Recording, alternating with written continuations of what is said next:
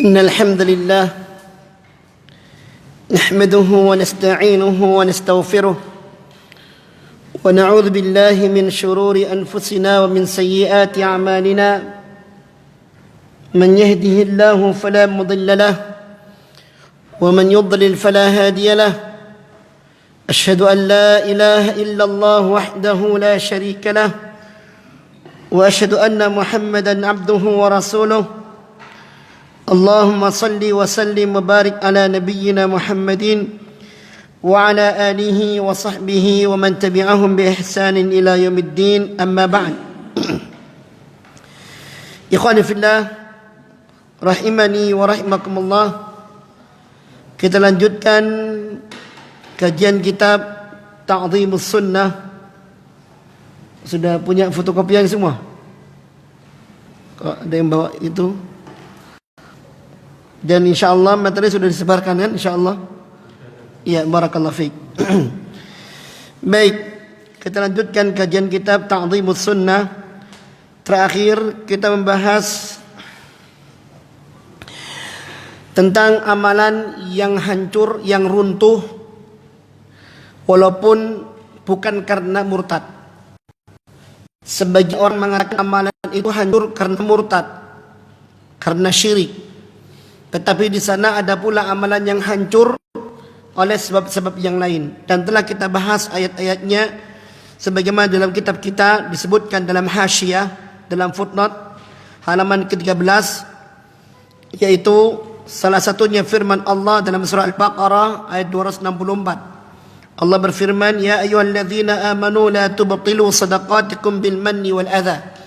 Hai orang-orang beriman, jangan kalian hancurkan sedekah kalian, artinya pahalanya hancur, bil manni wal adha, dengan mengundat-ngundat atau menyakiti. Ini contoh bahwasanya amalan itu bisa hancur. Ya. Dan masih banyak contoh-contoh yang lainnya yang telah kita jelaskan pada pertemuan yang lalu. Dan intinya adalah amalan itu bisa hancur karena sebab. Dan di antara sebab yang paling utama adalah amalan yang muncul tanpa tuntunan Rasulullah sallallahu alaihi wasallam, otomatis tidak ada nilainya. Ya, otomatis tidak ada nilainya. Maka dari itu ikhwani fillah rahimani wa rahimakumullah, kita mulai pada halaman 14 dan sedikit kita mengulas kembali. Qala Abu Bakar Siddiq, berkata Abu Bakar Siddiq radhiyallahu taala anhu, "Lastu tarikan syai'an kana Rasulullah sallallahu alaihi wasallam ya'malu bihi illa 'amiltu bihi wa inni la akhsha in taraktu syai'an min amrihi an azyagh." Katanya Abu Bakar Siddiq radhiyallahu taala anhu, aku tidak akan meninggalkan sesuatu yang telah Rasulullah sallallahu alaihi wasallam laksanakan, melainkan aku pasti akan melaksanakannya pula.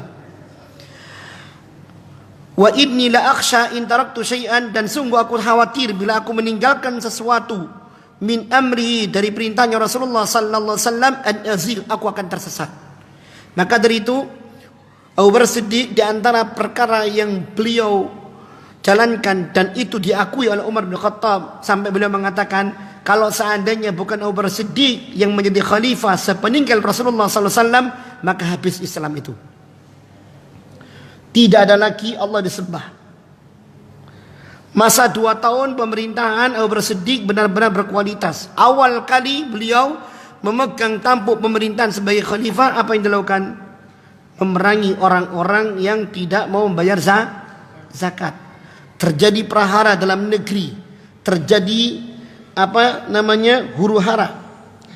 Ketika terjadi prahara dalam negeri, apa yang terjadi? Umar bin Khattab dan yang lainnya meminta supaya pasukan Usama yang diberangkatkan untuk menghadapi Romawi ditarik kembali. Pasukan ini telah dilepas oleh Rasulullah sallallahu alaihi wasallam untuk menghadapi kekuatan Romawi, dipimpin oleh Usama bin Zaid. Tapi apa yang terjadi? Abu Bakar Siddiq mengatakan tidak. Ini yang kemudian ditulis ucapannya. Aku tidak akan meninggalkan perkara yang telah diperintahkan oleh Rasulullah sallallahu alaihi wasallam. Sungguh aku pasti akan melakukan apapun bentuk perintahnya. Dan seandainya aku meninggalkan satu aja perintah Rasulullah sallallahu alaihi wasallam, aku khawatirkan menimpa diriku, yaitu aku tersesat dari jalannya Allah Subhanahu wa taala. Maka urusan dalam negeri selesai, urusan luar negeri pun juga selesai. Ini yang kemudian diakui oleh Umar bin Khattab radhiyallahu taala anhu. Allaqa Ibnu Battah ala hadza biqaulihi.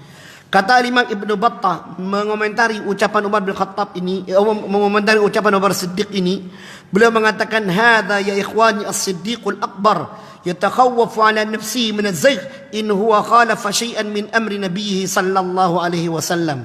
Tengoklah wahai saudaraku, bagaimana Siddiq al-Akbar, yaitu Abu Bakar Siddiq, dia takut terjadi sesuatu yang menimpa dirinya, yaitu berupa kesesatan bila dia menyelisihi satu perkara yang telah digariskan oleh Rasulullah sallallahu alaihi wasallam.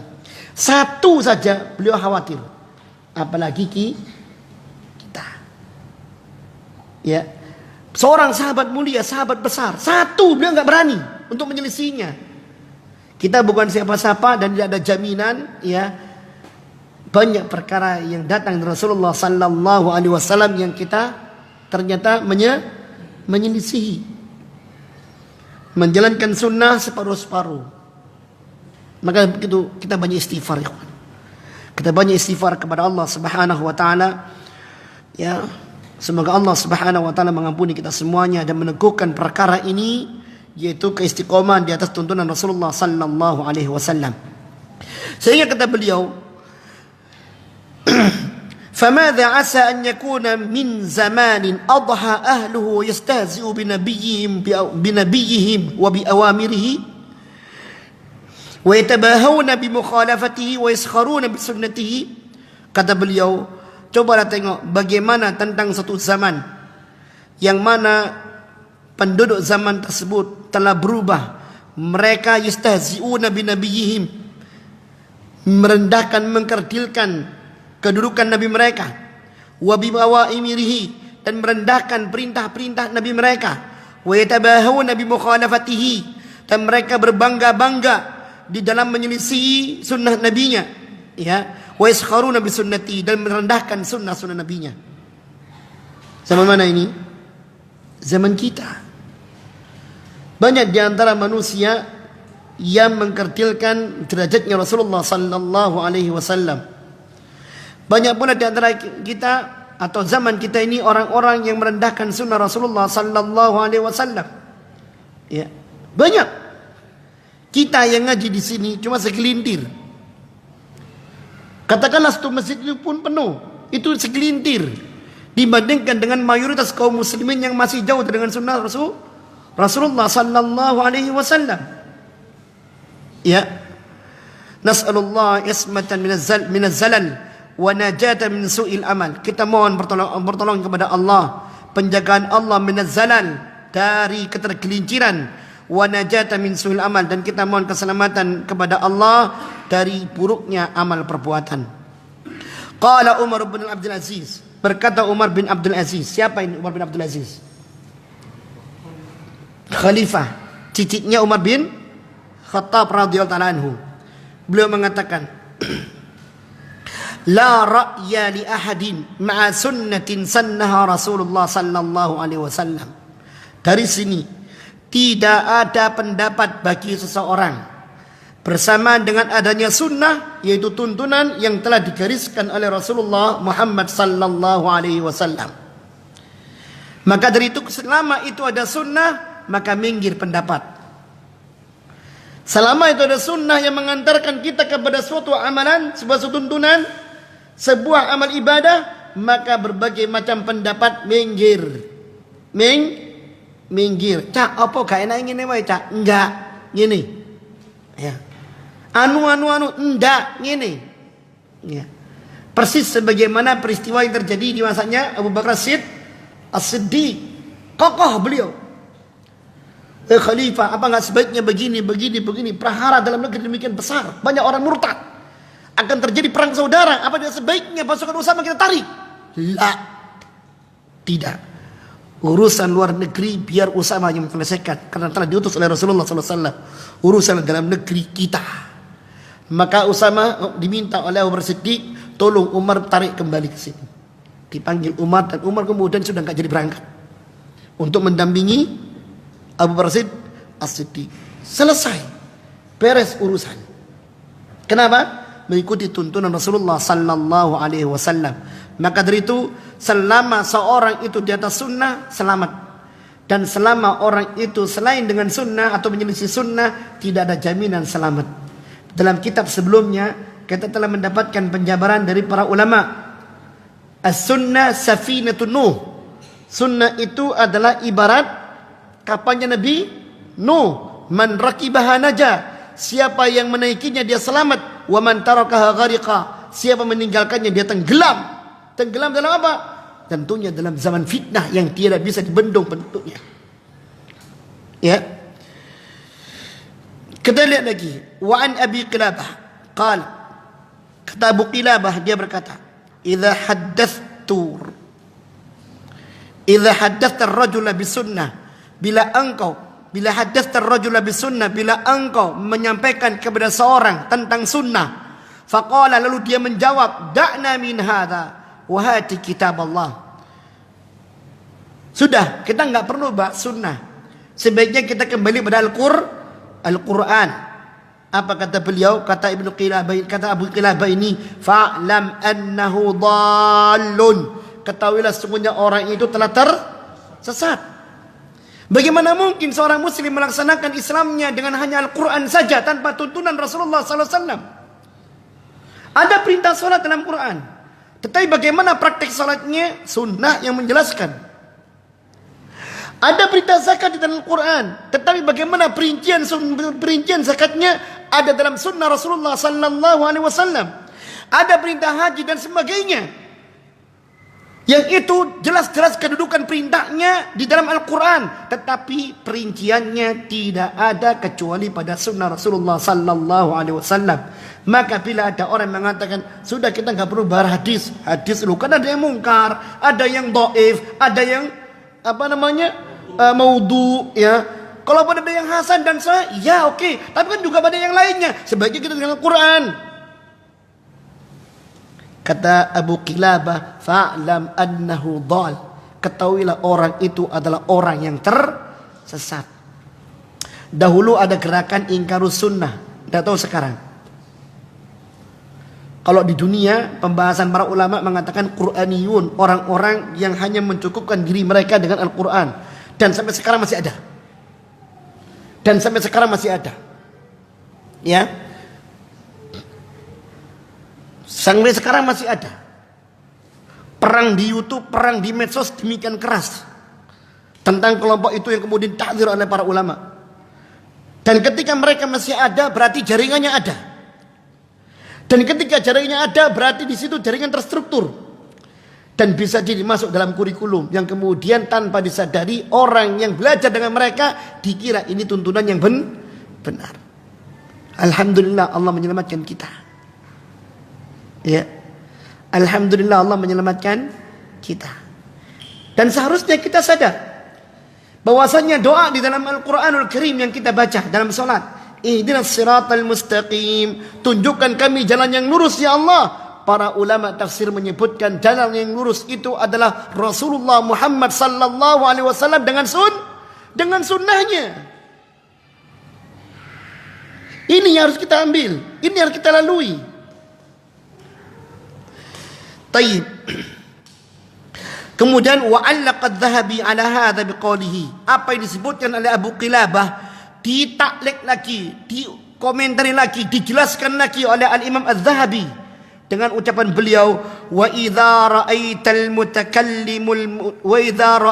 mutakallimal mubtadi'ah, bila Anda melihat seorang ahli kalam al-mubtadi'ah yang dia adalah pelaku bid'ah, yaqulu, dia berkata, da'na minal kitab wal ahaditsil ahad wa hatil aqla. Kalau seandainya Anda melihat seorang ahli kalam itu berarti orang yang aklani, apa-apa dengan akal, ya, apa-apa dengan akal.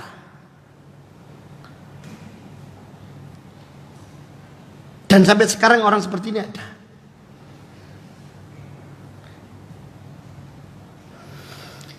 Kata beliau, kalau Anda melihat seorang ahli kalam al-mubtadi' yaqul da'na minal kitab wal ahaditsil ahad, tinggalkan kita dari Al-Quran dan dari hadis ahad. Artinya sudah, kita nggak perlu itu semuanya. Buat apa? Wahatil akal. Sebaiknya kita kembali kepada akal. Apa kata Al-Imam Az-Zahabi? Fa'lam annahu Abu Jahlin. Ketahuilah orang itu sebenarnya adalah Abu Jahal. Mirip dengan Abu Jahal. Pola tingkah lakunya sama dengan Abu Jahal. Iya. Perangannya menolak Al-Quran, perangannya menolak hadis Rasulullah sallallahu alaihi wasallam. Kenapa Muhammad sendirian kalau memang Nabi? Kenapa enggak dengan yang lainnya? Ya, sebaiknya kita gunakan akal. Abu Jahal itu dikatakan Abu Jahal, itu yang ngasih julukan adalah Rasulullah. Nama aslinya Abul Hakam. Penjulukan dia mendapatkan julukan Abul Hakam itu menjulukinya dalam masyarakat Quraisy. Kenapa dinamakan dikatakan atau disebut dengan Abul Hakam? Karena kecerdasannya, karena wawasannya, ya, karena kepiawaiannya melihat masalah dengan baik dan benar, sehingga dia menjadi marja hukum. Setiap ada perselisihan yang terjadi di kalangan orang-orang Quraisy, mereka datang kepada Abul Hakam alias Abu Jahal tadi. Tetapi ketika Rasulullah sallallahu alaihi wasallam muncul dengan nubuwah, dengan kenabiannya, dengan dalil-dalilnya, dengan bukti-bukti, orang yang pertama kali menolak adalah Abul Hakam. Rasulullah katakan dia bukan Abul Hakam, dia Abu Jahal. Pintar sebenarnya, dia tahu dengan hak yang disebutkan Rasulullah sallallahu. Makanya orang-orang yang membalikan semuanya dengan akalnya itu Abu Jahal. Wa idza ra'aita as-salika at-tauhidiyya yaqulu, dan bila Anda melihat orang yang dia as-salik at-tauhidiyya. Apa itu salik at-tauhidiyya? Yaitu orang yang pola ibadahnya itu apa katanya perasaan hati. Apa itu? Sufi, sumpah pikiran. Ya, mungkin seperti itu. Ya. Tayyib. Mereka mengatakan, da'na minan naql wa minal aql. Sebaiknya kita tinggalkan itu nakal, Al-Quran dan Sunnah. Nakal itu Al-Quran dan Sunnah. Wa minal aql, dan sebaiknya kita tinggalkan itu akal kita. Wa hati dzauq wal wajad. Dan sebaiknya kita bertumpu pada perasaan kita masing-masing. Ya, apa kata Imam Az-Zahabi? Fa'lam annahu iblis qad dhara bi surati basharin aw qad halla fihi. Ketahuilah dia adalah iblis yang muncul dalam bentuk manusia atau iblis telah bersemayam pada diri orang tersebut. Ngeri ya? Ngeri. Ini ada kopi, ada teh, bingung saya. Masya Allah, barakallah fiik. Bismillah.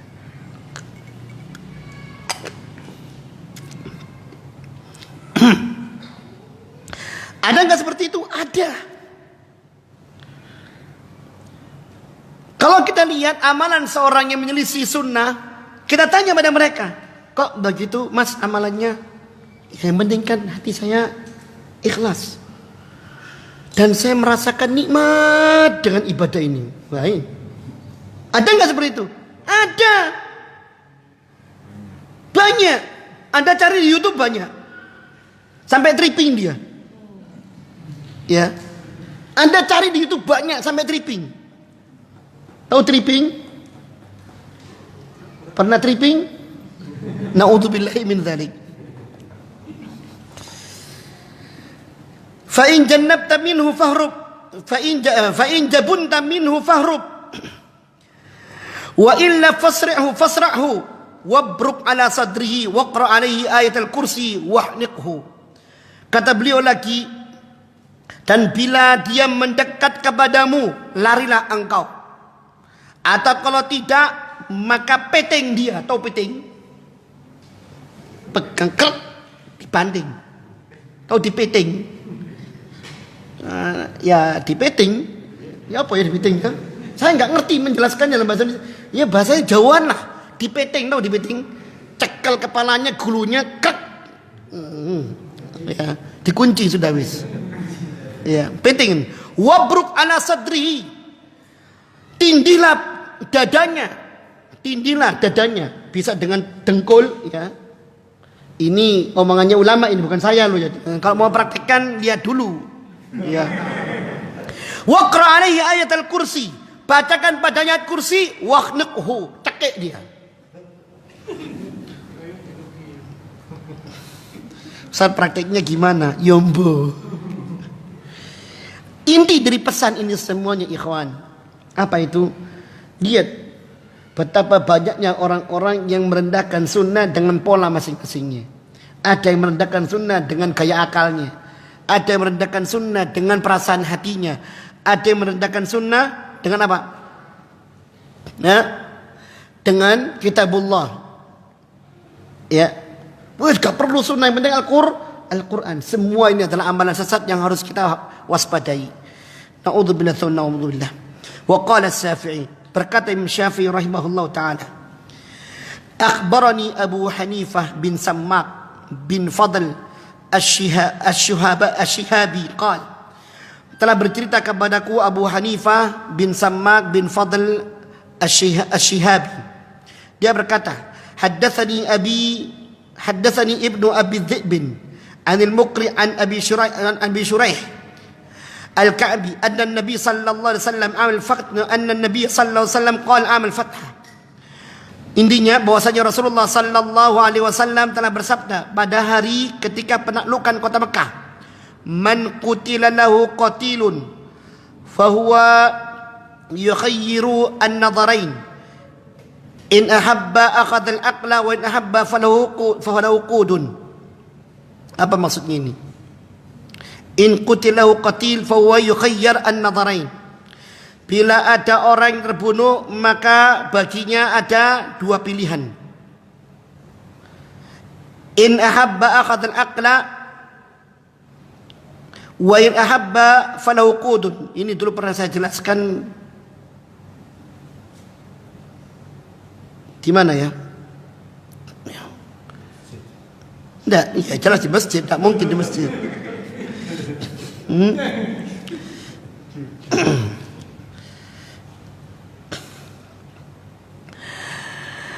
Kata Rasulullah SAW, bila dia mau akhad al-aqlah, dia boleh mengambil al-aqlah. Wa in ahabba, atau dia mengambil pilihan yang lain, yaitu falahu qudun.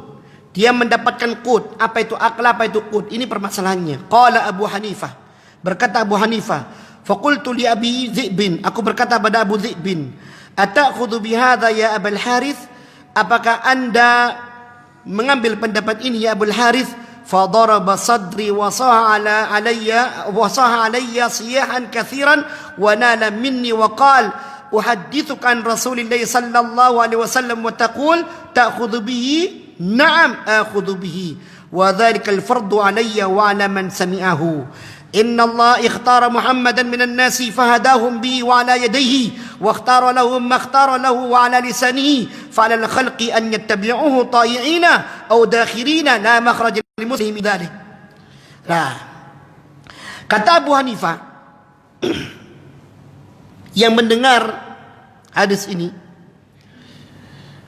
Imam Syafi'i meriwayatkan, dan Imam Syafi'i termasuk di antara ulama yang berpegang teguh dengan sunnah walaupun beliau seorang ahli madhab. Walaupun beliau seorang ahli madhab. Di antara ucapan beliau yang terkenal apa? Beliau mengatakan idza ra'aita, di buku di halaman kita sebelumnya, idza ra'aita qauli, bila kalian melihat ucapanku, wa jaa hadisun Nabi sallallahu alaihi wasallam khilafahu, dan telah datang hadis Rasulullah sallallahu alaihi wasallam menyelisihinya, fa'lam anna aqli qad dhahab, ketahuilah bahwasanya akalku telah pergi, aku telah gila. Ini diantara ketawaduan beliau, walaupun seorang yang menjadi marja' dalam masalah hukum, dalam masalah fikih, walaupun beliau memiliki hafalan Al-Quran dan hadis Rasulullah sallallahu alaihi wasallam, walaupun beliau hafal kitab Al-Muwatta, ketika beliau berpendapat muncul sebuah hadis Rasulullah SAW yang sahih dan beliau belum mengetahuinya dan itu ternyata menyelisih pendapatnya, maka kata beliau, ingat aku telah gila. Artinya apa? Maksudnya jangan kalian ambil ucapanku. Ini Imam Syafi'i. Nah kita kan enggak, ya. Justru orang gendeng itu derajatnya semakin tinggi. Waliku. Allahu Akbar. Benar, Anda lihat pula di YouTube banyak orang-orang yang mencari berkah pada wali. Akhirnya kemudian apa? Mobilnya dicoret-coreti, mukanya dicoret-coreti, bajunya dicoret-coreti. Barokai. Yang lebih parah lagi, maaf ya, ketika melihat orang gila, sebagian kaum muslim mengatakan, awas, jangan-jangan dia Nabi Khidir. La haula wala quwata illa billah. Agama dari mana ini, ikhwan? Agama dari mana? Ya, kita balik ke sini. Ya, man qutilahu qatil. Siapa yang memiliki kerabat yang terbunuh, fa huwa yukhayyar an-nadharain. Artinya ketika tahun Mekah itu pasti ada perseteruan. Lalu kemudian apa namanya? Ada yang menuntut balas, maka dikasih dua pilihan. Dia bisa mengambil akal, dia bisa mendapatkan qut. Lah, ketika hadis ini disampaikan, Abu Hanifah ini mengatakan, qultu li Abi Dhi'bin, li bani Abi Dhi'bin. Aku berkata kepada Abu Abi Dhi'bin, apakah engkau akan mengambil hadis ini, wahai Abul Haris, wahai Abu Abi Dhi'bin? Dia namanya Abu Abi Dhi'bin, juga disebutkan dengan Abu Haris, karena mungkin anaknya banyak. Kadang disebutkan Bapak Umar, kadang juga di Bapak Ahmad, karena dia punya nama anak Umar dan Ahmad. Ibaratnya seperti itu. Fadaraba sadri. Ya, maka Abu Abi Dhi'bin memukul ini dadaku. Kita tidak melihat tentang maknanya tadi, tapi lihat bagaimana mereka itu mengagungkan sunnah Rasulullah sallallahu alaihi wasallam. Fadaraba sadri. Abu Abi Dhi'bin ini memukul dadaku, kata Abu Hanifah. Wasah alayya siyahan katsiran, dan dia berteriak kepadaku dengan teriakan yang demikian berulang-ulang. Berarti kemarahannya memuncak apa tidak? Memuncak. Masalahnya dia cuma tanya satu, iki ya apa hadis iki? Kita gawe apa enggak? Ono hadis kok ngene. Kita gawe apa enggak? Kita terima apa enggak hadis ini? Padahal hadisnya sahih. Imam Syafi'i meriwayatkan peristiwa ini. Makanya Abu Abi Dhi'bin ngamuk dengan sekeras-kerasnya. Dikatakan wasa alayya siyahan katsiran. Dia teriak kepadaku dengan teriakan yang amat sangat, wa nala minni. Ya, dan dia megangku. Apa jadi? Apa gini? Apa ya? Ya, mencengkewing terserah. Ya, mencengkewing, bukan bahasa Indonesia. Wa qala wa hadithukan Rasulullah sallallahu alaihi wasallam wa taqul, aku sampaikan kepadamu hadis Rasulullah sallallahu alaihi wasallam. Wa taqul, dan engkau katakan ta'khudhu bihi, apa engkau pakai hadis ini? Naam, iya, akan saya gunakan hadis ini. Ketahui engkau, aku akan gunakan hadis ini. Akhudhu bihi, aku akan pakai hadis ini. Wa dzalikal fardu alayya, dan itu adalah kewajiban untukku, bagiku, untuk melaksanakan hadis ini. Wa ala man sami'ahu, dan kewajiban bagi siapa yang mendengarkan hadis itu untuk memakainya. Innallaha tar Muhammadan minan nas, sungguh Allah telah memilih Muhammad di antara manusia semuanya. Fahadahum bi wa ala yadihi, maka Allah memberikan petunjuk kepadanya. Wa ikhtara lahum man ikhtara lahu ala wa ala lisani, dan Allah memilih untuk Rasulullah SAW orang-orang pilihan dengan lisannya, dengan petunjuknya. Fa'alal khalqi, maka wajib bagi setiap orang yang mendengarnya an yattabi'uhu, untuk mengikutinya, ta'i'in, dengan taat, au dakhirin, atau dengan tunduk. La makhraja li muslimin dzalik, tidak ada jalan keluar bagi seorang muslim untuk lolos dari hadis Rasulullah. Gak ada. Ya, lihat gayanya beliau Ibnu Abi Dhi'bin ini, dengan sikap yang demikian tegas keras. Nek mungkin di zaman kita uangku seneng geger ya. Mungkin begitu orang akan menilai. Ojo gegeran tok bocah. Ya, padahal perkaranya perkara yang besar. Ini bukan masalah pribadi, tetapi masalah keselamatan umat.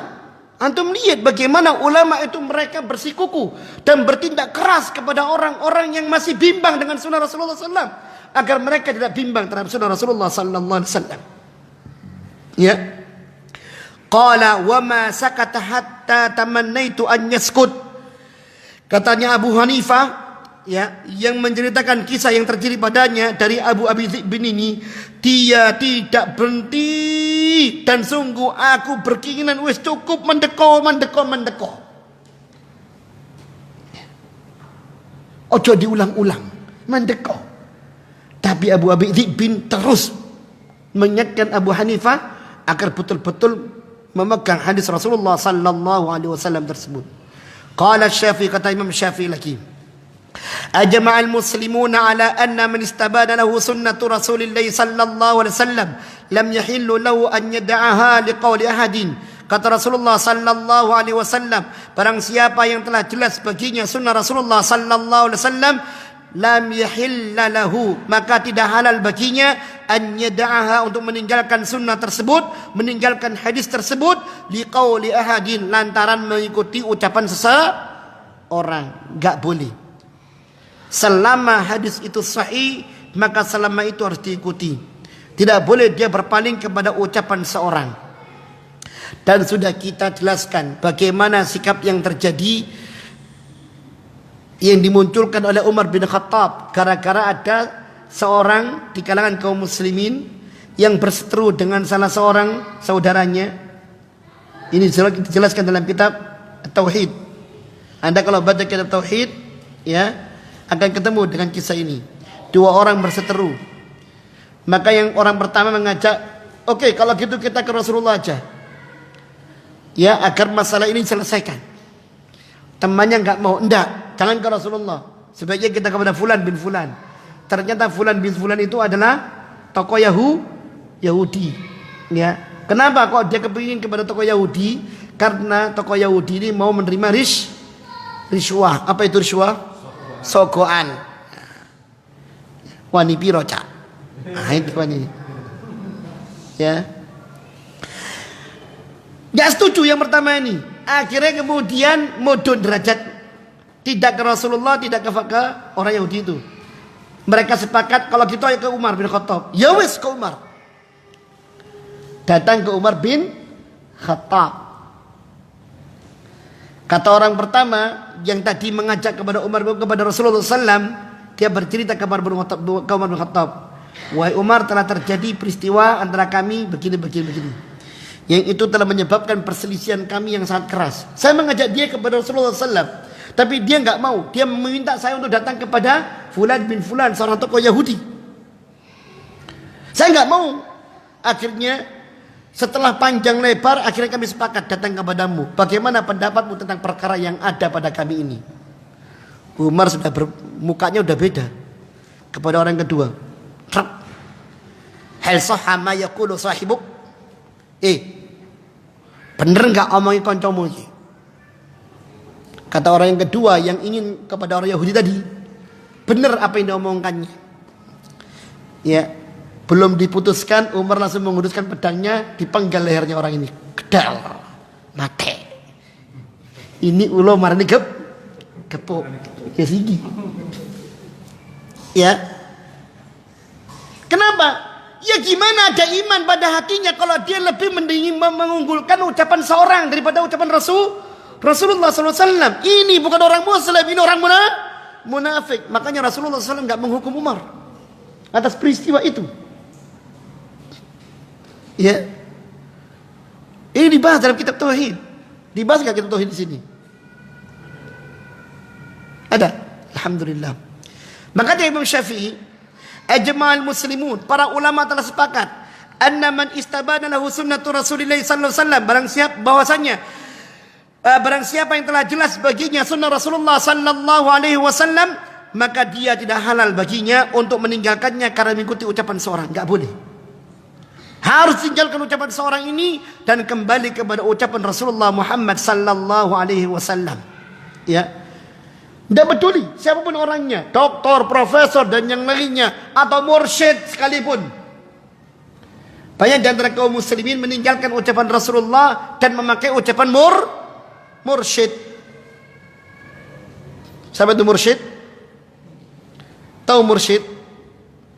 Yaitu guru yang orang yang mengikutinya beribadah kepada Allah dengan arahannya, dan biasanya ada pada tariqat tertentu. Ya. Qala Al-Hamidi, berkata Imam Al-Hamidi, rawa Syafi'i yawman hadithan faqultu atakhudhu bihi. Kata Imam Al-Hamidi bahwasanya Imam Syafi'i pada suatu hari meriwayatkan sebuah hadis. Dan aku katakan, atakhudhu bihi wahai imam, maksudnya wahai Imam Syafi'i, apakah anda akan mengambil hadis ini? Faqala, kata Imam Syafi'i, ra'aitani kharajtu min kasnisatin aw ala zanarin hatta idza sami'ta an Rasulillah sallallahu alaihi wasallam hadisan la aqulu bihi. Ya.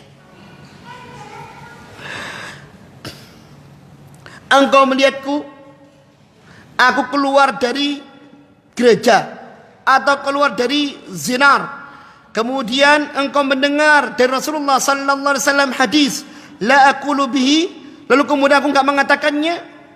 Maksudnya apa? Selama itu adalah hadis, maka pantang bagiku untuk tidak mengatakannya. Selama itu hadis, wajib bagiku untuk mengatakan atau berkata dengannya, berfatwa dengannya. Ini Imam Syafi'i. Entah aku keluar dari manapun, selama itu hadis Rasulullah sallallahu alaihi wasallam yang sampai kepada kita dan itu sahih, wajib kita untuk mengatakannya, menyampaikannya kepada yang lainnya. Wa su'ila Syafi'i an mas'alatin faqal, dan demikian pula Imam Syafi'i ditanya tentang suatu perkara, dia mengatakan ruwiya fiha kadza wa kadza anin nabi sallallahu alaihi wasallam.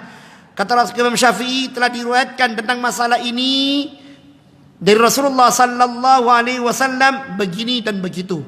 Faqala sa'il, maka orang bertanya berkata, ya Aba Abdillahi taqulu bihi, wahai Abu Abdillah, maksudnya wahai Imam Syafi'i, apakah anda berkata atau berfatwa dengannya? Farta'ad Syafi'i wantaqada, maka Imam Syafi'i pun terkejut dan murka dia, ya. Bangkit gini. Nah, ini loh. Ya. Begini, tahu? Kayak gak usah tak bahasa no ya. Nah, ya gimana kalimatnya irtada wantaqada? Ini gimana ya? Gitu. Nah, sudah kelihatan toh? Wis jelas. Wa qala ya hadza ayu ardin tuqilluni, hey anda, hey bung. Nah, ya hadza itu hey bung. Bukan hey bro, bukan ya. Hey bung, ya. Ayu ardin tuqilluni, bumi mana yang akan aku pijak? Wa ayu samain tudilluni, langit mana yang akan aku jadikan tempat naungan? Idza rawaitu an Rasulillah sallallahu alaihi wasallam hadisan falam aqul bihi, bila aku meriwayatkan dari Rasulullah sallallahu alaihi wasallam sebuah hadis lalu aku tidak mengatakan, tidak berpendapat dengan hadis tersebut. Apa maksudnya bumi mana yang akan aku pijak? Apa maksudnya langit mana yang akan aku jadikan naungan? Apa maksudnya? Aku mau lari kemana? Di mana tempat yang aku bisa selamat dari murka Allah? Bila telah datang hadis Rasulullah dan aku mendengarnya, lalu aku tidak mengatakan dengannya. Apa kata beliau selanjutnya? Naam, alayya sam'u wa ta'ah. Ya, aku akan mengatakan dengan hadis ini, wajib bagiku untuk dengar dan taat terhadap hadis ini. Coba bayangkan betapa agungnya hadis itu dalam hati mereka. Dan ini harus kita tanam dalam jiwa kita semuanya. Jangan kemudian, alah hadis saya cak. Ya kita jawab aja, alah mas rahimu. Ini gampang toh. Kita repot. Ya. Ya maaf loh, kadang-kadang perlu digitukan orang-orang itu. Dia nggak paham siapa dia supaya Rasulullah SAW. Siapa dia dibandingkan dengan Rasulullah SAW. Ya. Siapapun orangnya, Anda dengan titel apapun, Anda dengan gelar apapun, Anda dengan pengikut manapun yang jumlahnya banyak, katakanlah, dia tetap kerdil di hadapan Rasulullah Muhammad sallallahu alaihi wasallam. Dia kerdil, tahu kerdil? Tidak ada hak baginya untuk mengungguli ucapan Rasulullah sallallahu alaihi wasallam. Ini harus kita camkan. Ini harus kita camkan. Alaina as-sam'u wal basar. Kita harus dengar dan kita harus melihat, artinya kita harus taat tentang masalah ini. Ya. Qala Ahmad bin Hanbal, berkata Imam Ahmad bin Hanbal, man radda hadithan Nabi sallallahu alaihi wasallam fahuwa ala syafa halakatin. Siapa yang membantah hadis Rasulullah sallallahu alaihi wasallam, maka dia berada di tepi jurang kehancuran. Dia berada pada tepi jurang kehancuran. Qala al-Barbahari, berkata Imam al-Barbahari, wa idza sami'ta ar-rajula yut'inu fil athar aw yuridu al-athar fattahimhu 'ala al-islam wala tashukka annahu sahibu hawa mubtadi'. Bila Anda mendengar ada seseorang yang mencela athar, ya, maka fattahimhu 'alal islam, maka ragukanlah keislamannya. Ya, fattahimhu 'alal islam, ragukanlah al-islamannya. Wala tashukka, maka jangan engkau ragu, annahu sahibu hawa mubtadi', bahwasanya orang itu adalah pengikut hawa nafsu, pelaku bid'ah. Ya, kalau enggak berjalan dalam sunnah, tentunya yang dijalani adalah bid'ah. Tidak ada yang kedua. Ya. Makanya dalam penjelasan kalimat tauhid, la ilaha illallah Muhammadar Rasulullah, di situ semuanya mengandung tauhid. Mentauhidkan Allah untuk dituhankan, tidak ada sekutu baginya. Ya. Dan mentauhidkan Rasulullah sallallahu alaihi wasallam sebagai utusan yang harus diikuti, tidak ada keduanya. Sehingga jalan itu cuma satu. Jalan kepada Allah untuk mencapai ridhonya Allah, ya. Dan jalan itu jalan yang telah dibentangkan oleh Rasulullah sallallahu alaihi wasallam. Tidak ada jalan yang lain. Jalan ini cuma satu. Makanya kalau orang ngerti bahasa Arab, orang paham bahasa Arab, ya, kalau dia melihat tentang makna jalan di dalam Al-Quran dan dalam hadis-hadis Rasulullah sallallahu alaihi wasallam, bentuk pengungkapan jalan itu kepada Allah cuma satu, dengan lafaz single, bukan plural, bukan dalam bentuk jamak. Ihdinas siratal mustaqim, sirat itu satu. Qul hadhi sabili, sabil itu satu. Ya. Tidak pernah ada jalan lain, ada apa? Banyak jalan menuju Roma. Ini bukan cerpen, Kak. Al-Quran itu bukan cerpen. Ya. Sunnah bukan cerpen. Orang menyamakannya adalah orang tersesat. Anda kalau baca 50 tokoh liberal di Indonesia, maka di mukadimah buku itu ada tokoh-tokoh Islam termasuk, waduh, nggak mau nyebut lah, gak enak nanti, kasihan lurus sunnahnya. Bener, ya. Mereka menyamakan Islam dengan agama yang lain. Semua agamanya sama. Semua berdiri pada sudut-sudut yang berbeda, tapi titik pusatnya seperti roda yang menuju pada titik pusat. Ibarat semua jari-jari di tepi, semua di tepi ban, semua itu di tepi roda semuanya yang menuju ke satu tempat. Cuma penamaan yang dipertuhankan beda-beda. Kaum muslim menyebutkan Allah, yang fulan yang menyebutkan fulan, menyebutkan ini itu, ya. Agama yang lain menyebutkan dengan nama yang lain. Tapi kalau kemudian dijadikan global, namanya diiterwan. Diiterwan. Saya ngomong profesor loh. Ya. Coba bayangkan, Islam disamakan dengan yang lain. Benar, ini penyesatan ini. Ya. Penyesatan. Hati-hati dengan hal seperti itu. Dan ini terstruktur diajarkan di perguruan tinggi. Menjadi sebuah kurikulum. Makanya saya minta, Nurus Sunnah harus punya lembaga pendidikan. Kalau pengajian cuma simpatisan. Tapi kalau punya lembaga pendidikan akan punya kader yang diselamatkan. Sudah dibebaskan, alhamdulillah. Mudah-mudahan bisa membebaskan yang lainnya dan benar-benar menjadi cahaya bagi yang lainnya, insyaallah taala. Barakallahu fiik. Silakan azan.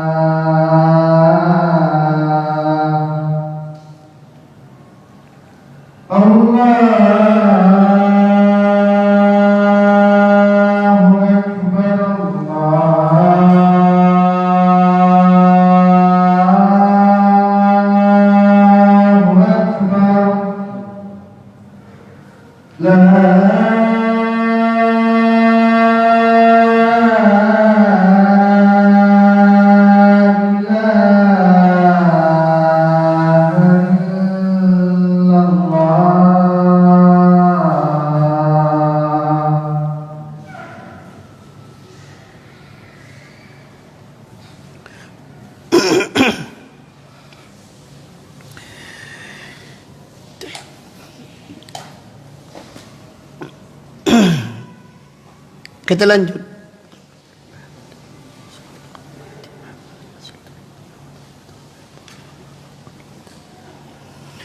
Pada halaman 17. Wa qala Abul Qasim Al-Asbahani, berkata Imam Abul Qasim Al-Asbahani, qala ahlus sunnah minas salaf, berkata ahlus sunnah dari kalangan para salafus salih, idza ta'ana ar-rajulu 'ala al-athari yanbaghi an yuttahama 'ala al-islam.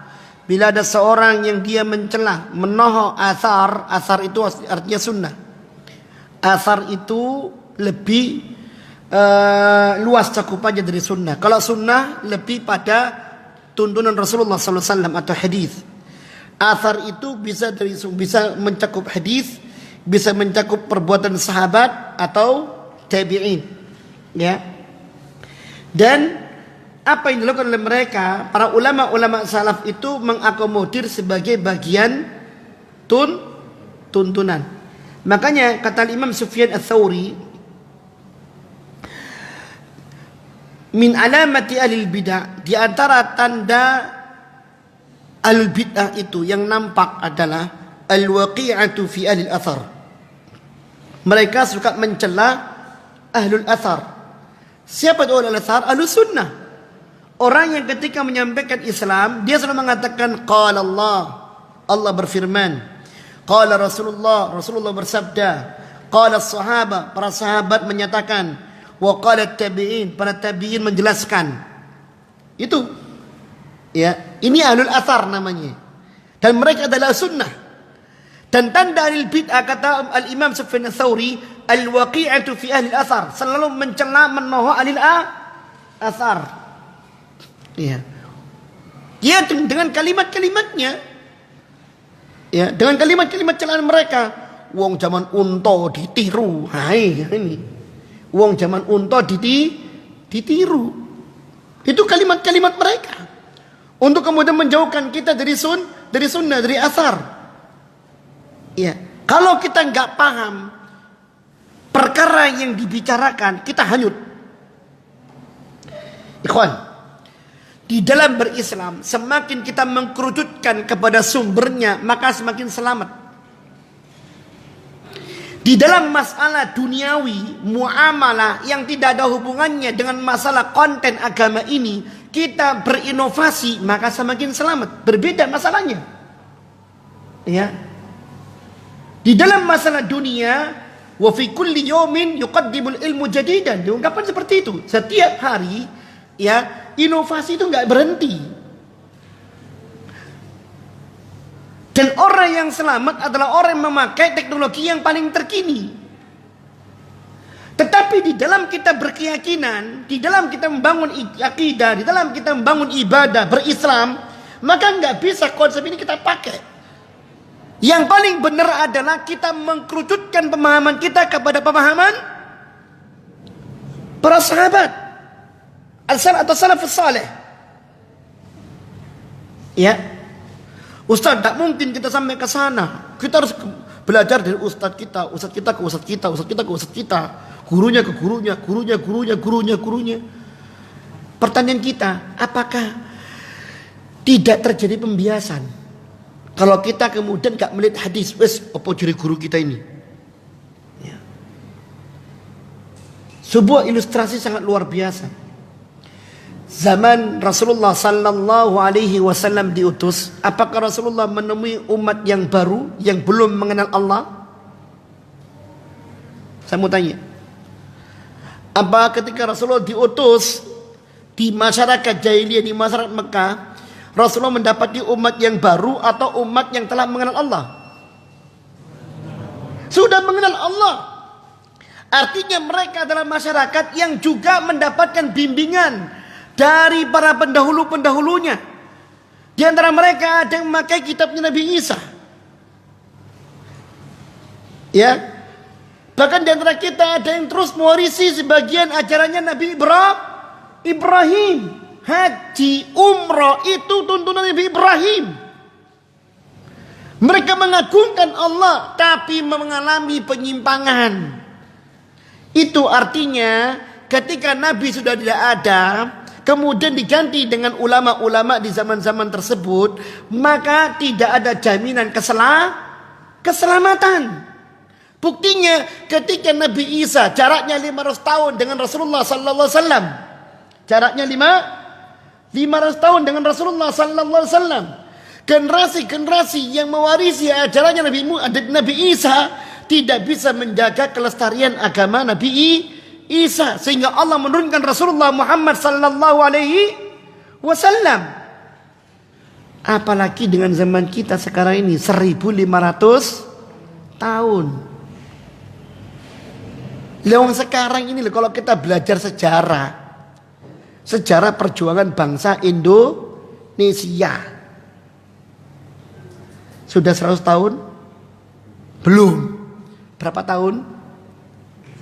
75 tahun. Baru 3/4 abad. Sudah sumpang siur. Sejarah ini sudah banyak pengaburan, apalagi tentang agama ini. Na'udzubillah min dzalik. Maka selama undang-undangnya lengkap, terjaga, kemudian penjelasan ulamanya lengkap, selama itu pula tidak ada jalan yang lain bagi kita kecuali harus mengikutinya. Ini karunia Allah kepada kita. Ya, ini karunia Allah kepada kita.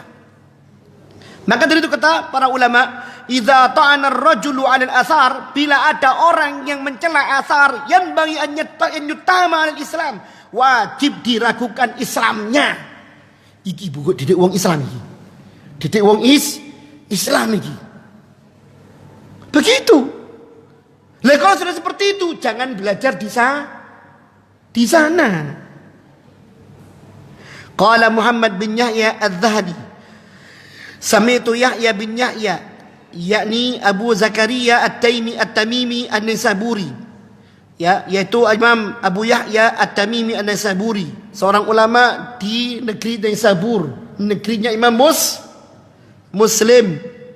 Ya, yaqulu Yahya Muslim, yaqulu adz-dzubbu 'anis sunnati afdalu min al-jihad fi sabilillah. Membela sunnah Rasulullah sallallahu alaihi wasallam itu lebih mulia, lebih utama, lebih afdal daripada jihad di jalan Allah. Membela sunnah itu wujudnya gimana? Ya kayak gini. Majelis ilmu, kemudian dipelajari di rumah, ya, kemudian diamalkan dalam kehidupan sehari-hari. Ini namanya az-dzubbu 'anis sunnah. Membela sunnah ini lebih utama daripada jihad di jalan Allah Subhanahu wa taala. Perang di jalan Allah Subhanahu wa taala dibandingkan dengan membela sunnah Rasulullah SAW di zaman beliau lebih mulia menjaga sunnah daripada perang di jalan Allah Subhanahu wa taala. Tentu ada alasannya. Apalagi zaman kita sekarang ini, bukan zaman perang, ngapain perang? Ya. Qala Muhammad, qultu li Yahya, aku berkata kepada Imam Yahya, ar-rajulu yunfiqu malahu wa yat'ab nafsahu wa yujahid, fa hadha afdal minhu. Qala na'am bi katsir. Kata beliau, Imam Yahya lagi ketika ketika ada seorang bertanya kepadanya, ya Imam, seorang yang mendermakan hartanya, dia capek, artinya dia betul-betul menjadikan dirinya berpeluh-peluh, kemudian berjihad, ya. Kemudian dia berjihad. Fa hadza afdal minhu? Qala na'am bi katsir. Iya, tentu. Lebih baik lagi, sangat lebih baik. Maksudnya apa? Dia membela sunnah dengan itu semuanya. Qala Abu Ubaid Al-Qasim bin Salam, al-muttabi' li sunnati kal qabidi 'ala al-jamr. Seorang yang berpegang teguh dengan sunnah itu seperti seorang yang memegang bara api. Wa huwal yaum indi afdal min ad-darbi bis-sayf fi sabilillah. Dan itu di hari ini menurutku lebih utama, lebih mulia daripada berperang di jalan Allah Subhanahu wa ta'ala. Wa qala al-Hamidi, dan berkata Imam Hamidi, wallahi la an aghzuwa haula'i alladhina yurudduna hadis Rasulullah sallallahu alaihi wasallam ahabbu ilayya min an aghzuwa iddatahu min al-atraq. Sungguh aku merangi orang-orang yang membantah hadis Rasulullah sallallahu alaihi wasallam, itu lebih aku cintai daripada aku merangi orang-orang Turki. Saat itu dari perang antara kaum muslim dengan Turki. Kata beliau, saat aku memerangi orang-orang yang menolak sunnah Rasulullah SAW, itu lebih aku cintai daripada aku memerangi orang-orang Turki. Orang Turki perangi selesai, masalah selesai. Tetapi ketika unsur agama ini diperangi dari dalam, tidak ada yang membelanya, hancur. Apa artinya kemenangan kalau ternyata agamanya telah berubah? Apa artinya kejayaan kalau ternyata undang-undangnya telah digantikan? Itu para jemaah. Dari sini, kalau saya boleh memberikan sebuah ulasan, ya, sebuah lembaga. Camkan ini di antara dalilnya. Sebuah lembaga, antara lembaga dakwah, lembaga sosial, terlebih lembaga pendidikan. Ini untuk antum semuanya ini. Ya. Ketika mereka memiliki visi untuk ditegakkan dengan misi yang dijalankan, lalu mereka mendapatkan perkembangan yang demikian pesat, tetapi dengan taruhan visi misinya digadaikan, ini bukan kemajuan, tapi justru ini adalah kehancuran.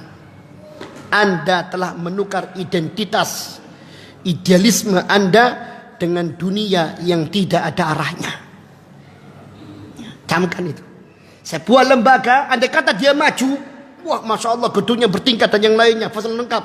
Tapi identitas visi misinya habis, dia adalah lembaga yang gagal. Saat dalilnya apa? Ya iki. Paham? Ucapan Imam Al-Hamidi ini. Andai kata aku, ya, memerangi orang-orang yang mencela sunnah Rasulullah SAW itu, ya, dibandingkan dengan aku memerangi orang Turki, lebih aku sukai memerangi orang-orang yang memerangi sunnah. Kenapa? Ini agama itu sendiri. Visinya biar gak berubah, misinya biar gak berubah. Kalau gara-gara mereka kemudian dibiarkan, kita menang jaya melawan orang Turki, buat apa kalau agamanya udah rusak? Subhanallah. Tayyib, barakallahu fikum. Ada pertanyaan? Cukup? Subhanakallahumma wa bihamdika asyhadu an la ilaha illa anta astaghfiruka wa atubu ilaik. Wa sallallahu nabiyana Muhammadin wa ala alihi wasallam. Wassalamualaikum warahmatullahi wabarakatuh.